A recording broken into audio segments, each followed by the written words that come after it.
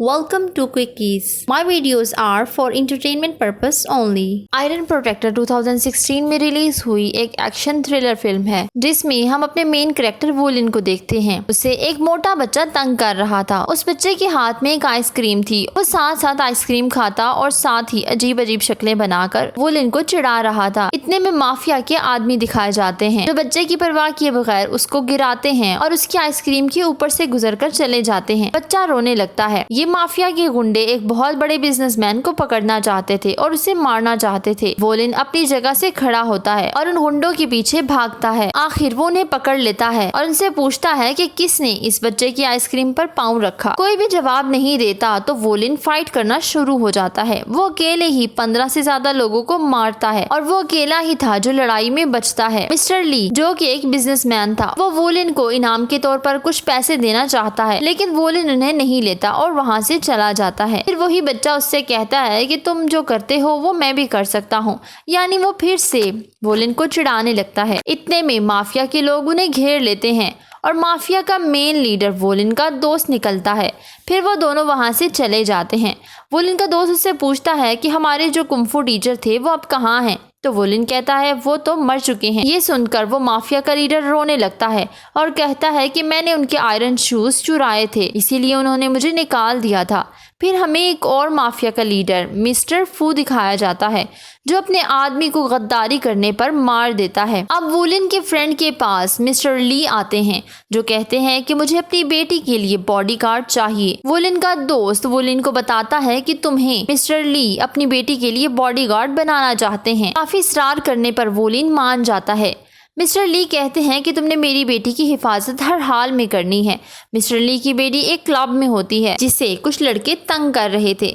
Mister ली उसे सबसे दूर करते हैं तो एक लड़का उसे लेकर जाने लगता है। इतने में वोलिन वहां आकर उसे बचा लेता है। जब मिस्टर ली की बेटी को पता चलता है कि ये वोलिन उसका न्यू बॉडीगार्ड है, वो उसे कुछ पैसे देती है और साथ में डराती है कि तुम मेरे बॉडीगार्ड ना बनो। लेकिन वोलिन तो अपने असूलों का पक्का था। वो कहता है कि मुझे पैसे नहीं चाहिए, मैं सिर्फ अपनी रिस्पॉन्सिबिलिटीज पूरी करूंगा। फिर वो दोनों एक मॉल में नजर आते हैं जहाँ एक लड़का किसी लड़की को तंग कर रहा था। मिस्टर ली की बेटी उसे थप्पड़ मारती है और साथ उसे कहती है कि ऐसा करने के लिए मुझे वोलिन ने कहा था। जब वो लड़का वोलिन से पूछता है तो वोलिन कहता है मैंने तो ऐसा कुछ भी नहीं कहा। अब वो लड़के मिस्टर ली की बेटी के पीछे लग जाते हैं। मिस्टर ली की बेटी का नाम फीफी था। वो वोलिन से मदद मांगती है मगर वोलिन इनकार कर देता है। फाइनली फीफी अपने किए पे शर्मिंदा होती है और उससे माफ़ी मांगती है तो फिर वोलिन उसकी मदद करता है और वो लड़कों को डराकर भगा देता है। अब फीफी और वोलिन में दोस्ती हो चुकी थी। नेक्स्ट सीन में हम फीफी और वोलिन को एक रेस्टोरेंट में देखते हैं। फीफी वहाँ बहुत इंजॉय कर रही थी और वोलिन आसपास की चीजों को ऑब्जर्व कर रहा था। इतने में एक वेट्रेस आती है। वोलिन को उस पर शक था, इसलिए वो फीफी को वहाँ से लेकर जाना चाहता था। रास्ते में बहुत से ठग आ जाते हैं मगर वोलिन अकेला ही उनसे फाइट करता है। ये ठग्स बहुत ज्यादा थे और वो लोग फीफी को ले जाते हैं। वोलिन ये देखकर उनकी गाड़ी का पीछा करता है और अचानक उनकी गाड़ी के सामने आ जाता है और यूं वो फीफी को बचाकर ले जाता है।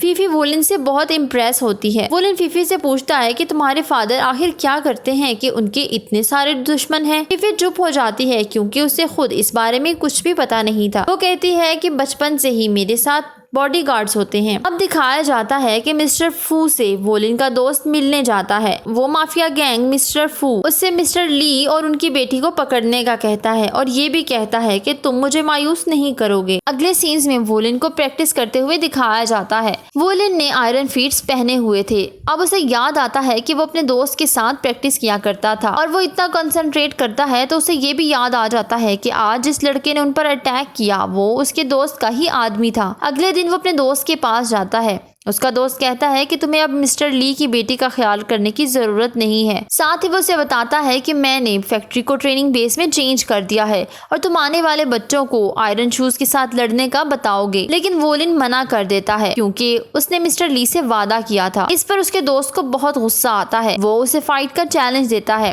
वोलिन उसे बड़े आराम से हरा लेता है। उसका दोस्त अपने कपड़ों को फाड़ कर कहता है कि आज से हम भाई नहीं। वोलिन फीफी को बहुत दूर लेकर जाना चाहता था फीफी उससे पूछती है कि आखिर तुम मुझे क्यों लेकर जा रहे हो। वोलिन कहता है कि तुम्हारी जान खतरे में है क्योंकि एक माफिया तुम्हारी जान के पीछे पड़ा हुआ है। वोलिन फीफी को कुंफू भी सिखाता है और फीफी उसे गाड़ी चलाना सिखाती है। वो दोनों बहुत अच्छा टाइम स्पेंड करते हैं। अब वोलिन उसे बताता है कि मेरे शूज 25 kg के हैं और मैं एक टेक्निक से इन शूज का सही इस्तेमाल करना चाहता हूँ। उधर वोलिन के दोस्त का बचपन दिखाया जाता है। जब वो गली में पड़ी चीजें खा रहा था तो मिस्टर फू ने ही उसकी मदद की थी और इसलिए वो मिस्टर फू को मायूस नहीं करना चाहता था।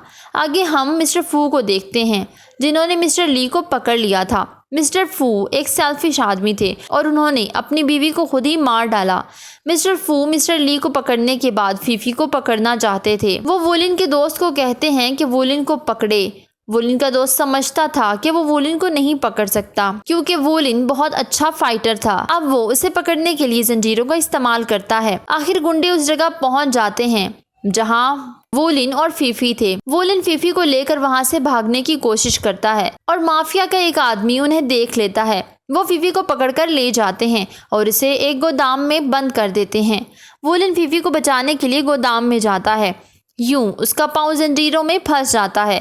अब वोलिन अकेला था और वहाँ बहुत सारे लोग। उसके लिए लड़ना मुश्किल हो रहा था क्योंकि उसके पाँव भी बंधे हुए थे। वोलिन फीफी को लटका देखकर दोबारा लड़ने की कोशिश करता है मगर हार जाता है। वोलिन का दोस्त उसे जिंदा ही दफन कर देता है। वो समझते हैं कि वोलिन मर गया लेकिन वोलिन जिंदा था। वो अपने जूते उतारता है और अपने आप को चेंज करता है। सबसे पहले वो हेडक्वार्टर्स जाता है जहाँ फीफी और मिस्टर ली को रखा गया था।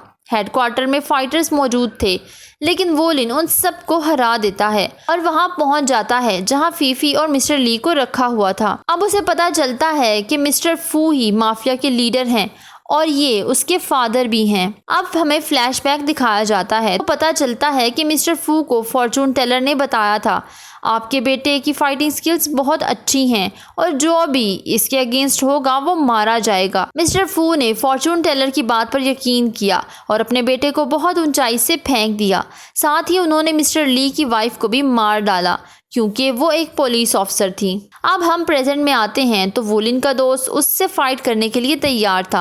वो दोनों सेम टेक्निक्स यूज करते हैं लेकिन वोलिन जीत जाता है।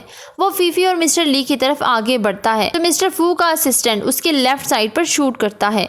सब लोग समझते हैं कि वोलिन मारा गया लेकिन वोलिन का हार्ट राइट साइड पर था और यूं वो बच जाता है। वोलिन फीफी और मिस्टर ली को छुड़ाने में कामयाब हो जाता है। अब वो मिस्टर फू को मारने के लिए आगे बढ़ता है और उन्हें मार देता है।